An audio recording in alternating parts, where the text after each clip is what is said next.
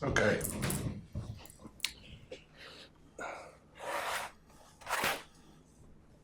I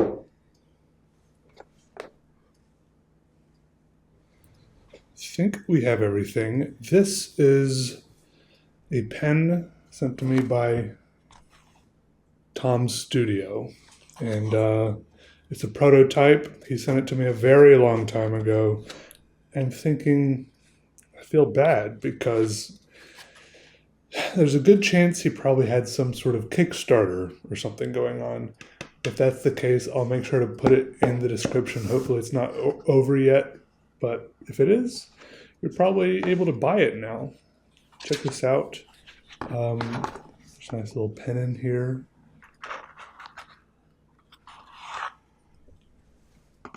Tom sent this to me, and he wanted me to keep in mind that it is a prototype. So if there's any little hiccups or maybe coughs, burps, just to keep in mind that it is a prototype and things might change as he moves on towards a final version. So there it is, the pen. And the idea here is that it's a refillable felt tip pen. It's refillable and the tips are replaceable and it's made of metal here. So you see a felt tip there. That's one end, but also you might notice there's a seam here in the middle. Et voila. There's another option. Flip it around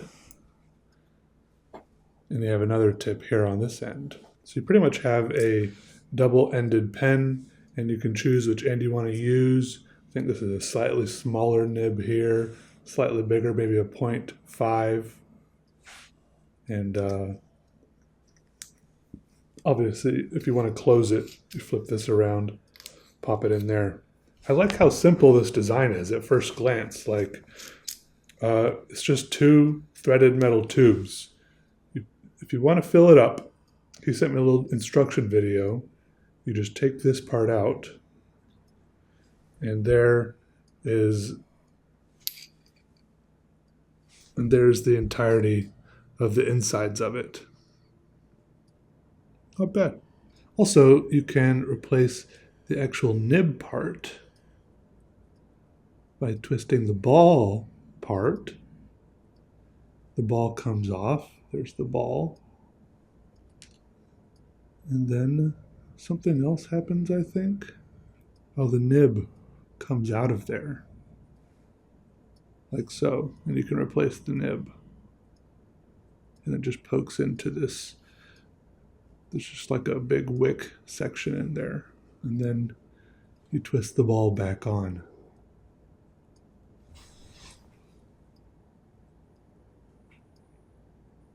It helps to not have massive sausage fingers. Like my dad has huge hands. His fingers are probably like twice as big around as mine. He might have slightly more trouble doing this.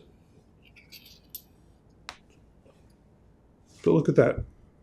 It's just like a simple aluminum tube. And I like that.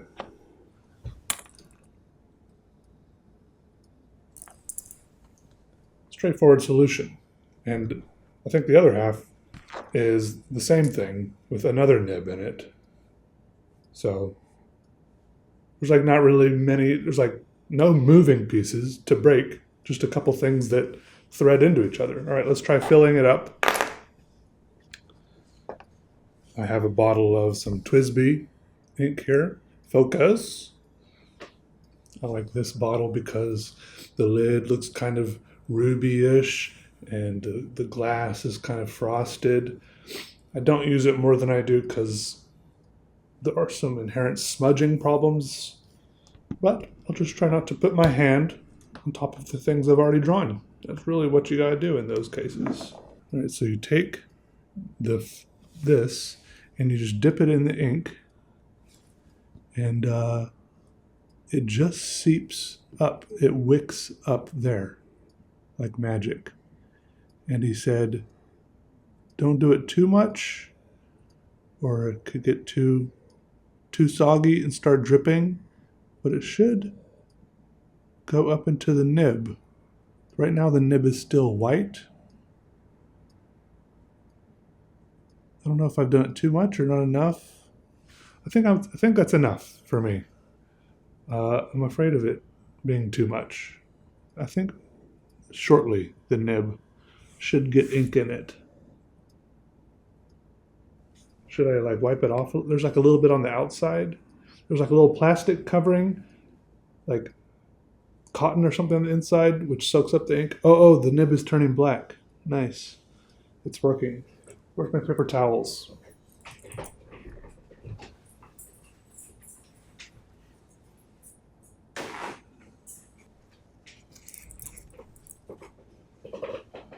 Okay. I just didn't want to get like ink on the inside of the little tube, you know. So then we put this back in here. Twist.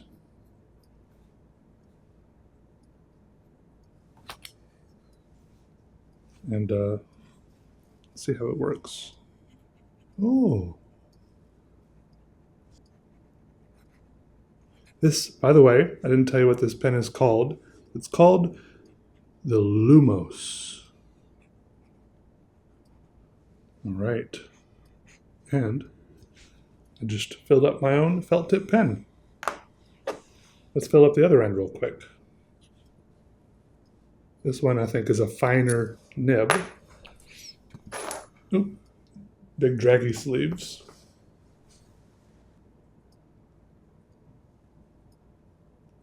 Oh, that's satisfying. Very satisfying. To watch it go up in there. Sucks up all the ink. Perfect. And then he says if you want to put a different ink in there, just hold it under a faucet, squeeze it a little bit, and it should get almost all the ink out. I'm not sure what he means by almost all. I don't know. Maybe. I don't know.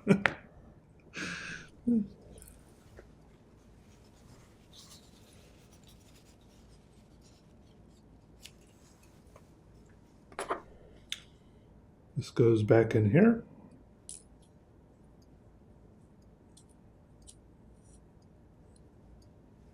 Nice and snug.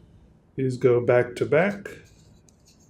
And you might be worried that if it's a two-part pen with a threading in the middle that it could wobble, but it goes together very well machined, and it fits there perfectly. There's no wobbling. It feels like one solid piece there. So, I mean, that's one thing I was worried about. So then you take this thing and the side you don't want to use currently. Pop this little guy on there.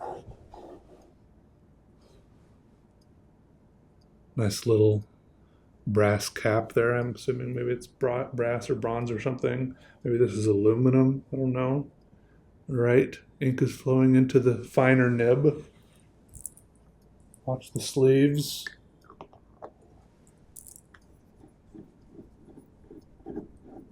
We're done with the ink for now. Let's see here. A little more, just a little more flow. It's flowing more. This isn't a bad signal, okay? It just takes a couple seconds for I can still see one side of it is white, so the nib hasn't become fully saturated. The nib does look cool though. Look at that. Pretty sick. And the whole pen. I mean, if you've watched many of my videos, you might have noticed there's a trend. I kind of like these sleek, minimalistic designs made of metal. I mean, this looks a lot like the Muji fountain pen. Just...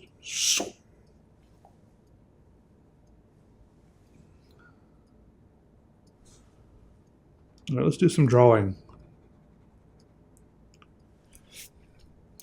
Sorry, I was licking my lips grossly just there.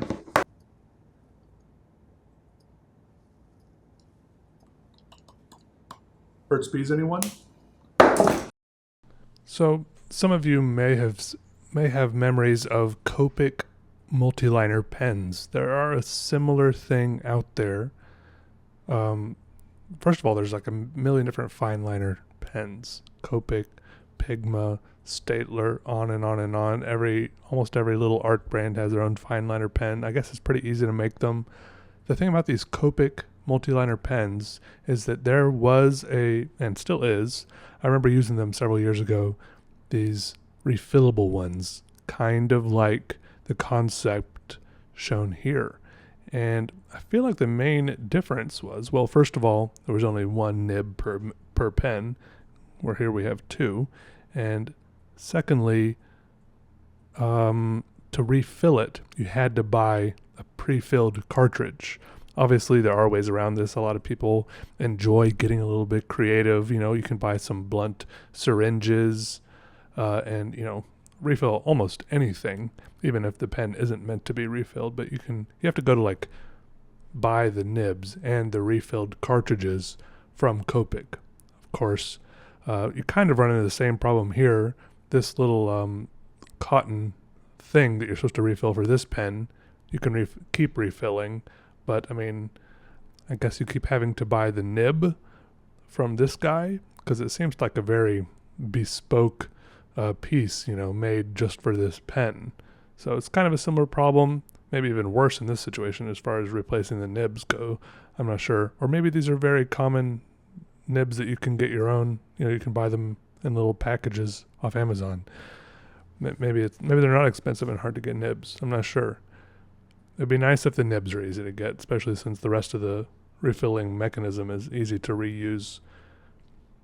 Anyways, those Copic ones are also metal, so that's another parallel.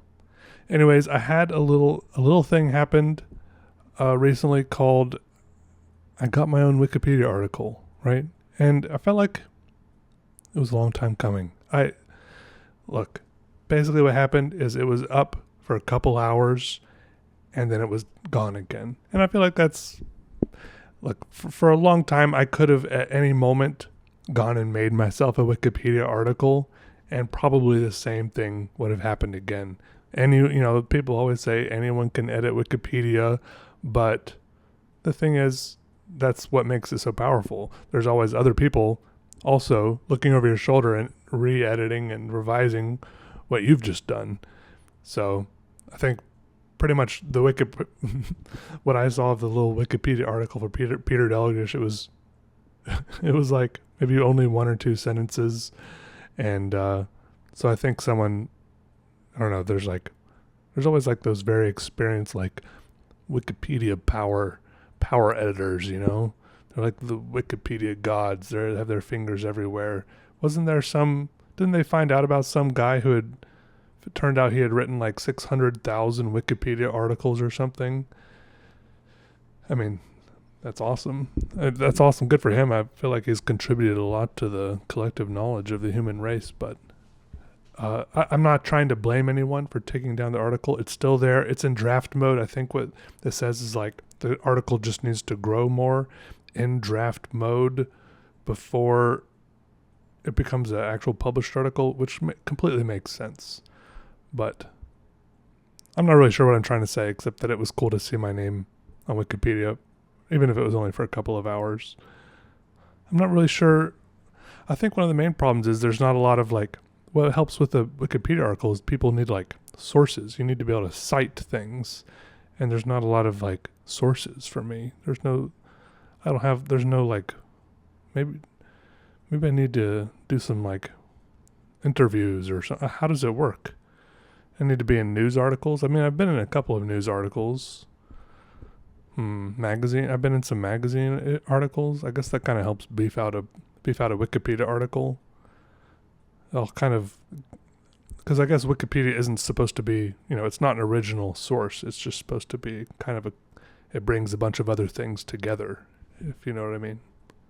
But in other news, school is going pretty good. One of my classes, ceramics class, the first part of this class, we're using, I guess there's two basic kind of clays that I've been introduced to. One is stoneware. It's a whiter clay, and it's usually what you see people more typically using on like those pottery turning wheels, It's a very stereotypical thing. People put it on the wheel, they spin it, and then they form it as it's spinning, and you get the vase or the cup or the pot or the ashtray or whatever. That's not what we're doing in this class. I think that's like a subsequent class. In this class, we're using a much more brown clay. The other one, the white one, is at least where the recipes are labeled. The white one is called stoneware, and this more brown one is called earthenware. And then once it's cooked, it turns orange, whereupon it's called terracotta, and it looks like a orange flower pot, like a very stereotypical flower pot. I don't know if that's the same clay flower pots are actually made from, but that's exactly what it looks like. And that's what we're working with. In the first part of the class, our assignment is to just make 3 basic shapes: a cube, a sphere, and a cone. But they're hollow, like a hollow cube, 6 inches on each side, a sphere, like a 6-inch diameter, although I accidentally made mine bigger, so I probably made mine a little harder for myself, like 8 inches in diameter, and then the cone with a 6-inch diameter base and 1 foot tall, all hollow. And then I don't think we're going to fire all of them. Maybe I think we're going to fire them, which means like cook it in the kiln, fire the cubes, and then experiment with different glazes on different sides of the cube. I posted a reel on Instagram. Hopefully, basically the idea is that we learn some basic building techniques, right? And then we'll kind of be let loose to build whatever we want after this. And a lot of it is like with the cube, for example, we're learning how to like work the clay beforehand, before we start even building anything.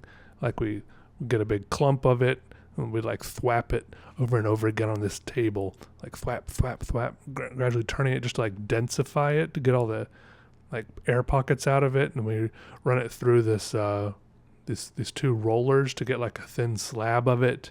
Then we scrape it a bunch with these scrapers to gradually get the little air pockets out of it. Because basically I think if there's any little air pockets inside the clay when you fire it in the kiln, then it's more likely to break at that point, because the air expands when you cook it. And of course, I also poked a little hole in the cube so that the air could escape from the inside, although some people say that's not necessary, but I did it anyways. Better safe than sorry. Also carved some little shapes on there. Like I said, I made a little reel on Instagram, but hopefully when I make some of my little future projects, I can like record some of it and put it up here on YouTube. There's too much going on, like, being the first time with a new medium, it's just too much going on to record that. First time in like a new classroom, new classmates, stuff like that. But once I settle into routine, then I'm more interested and more comfortable with, setting up a little camera on the clay I'm working with, stuff like that. But yeah, I finished the cube, and I've almost finished the sphere and the cone. For the sphere, part of the problem is you can build some of it, but then sometimes it helps to wait for a little while, like a few hours or a day or two, and let some of the clay harden a little bit so that you have a stronger base to add more clay to. I guess how much you have the clay. Sometimes I cover the clay in plastic so that it doesn't harden too much before the next time I come again. But if I didn't cover it at all, I guess it would harden quicker. But I don't know. It's better that it doesn't harden enough than that it hardens too much.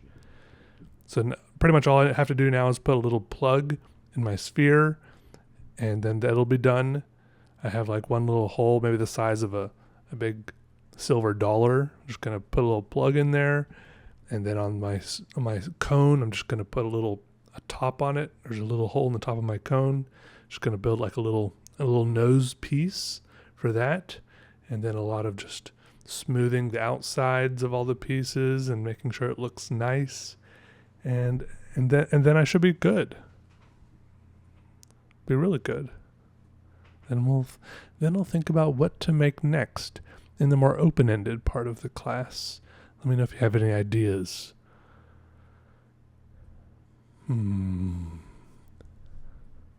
Thanks for watching, everyone. See you later. Bye.